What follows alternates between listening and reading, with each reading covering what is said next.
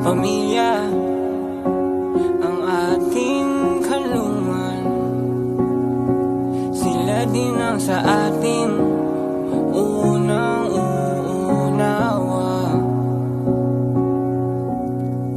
Lalo na ang ating magulang.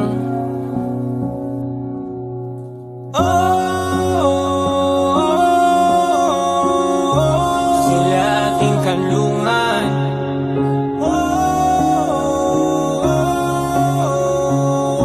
sila ating karamay.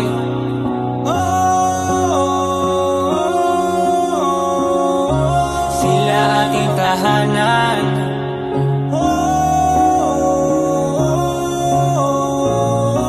Sila ating buhay. Pagsikat ng araw, lumilipas na panahon, walang permanente dito sa ating mundo. Kaya sulitin ang bawat araw na kasama sila.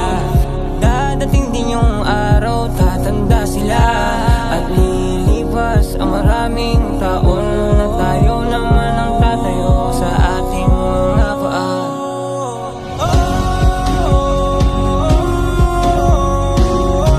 Sila ating kalungan,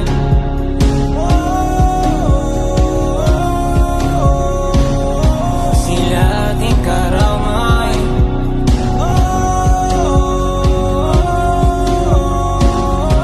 Sila ating tahanan.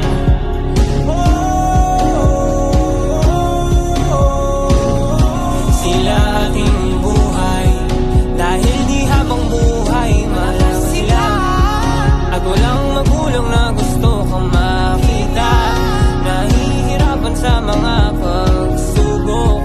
Kahit ilang beses tayong magkamali, nandiyan sila para itama ang mga nagawin. Natuturuan tayo kung paano bumawi at lumaban sa hirap ng buhay. Natanging nila para sa atin ang maging maganda yung ating kinabukasan, na bago sila lumisan dito sa mundong ibabaw.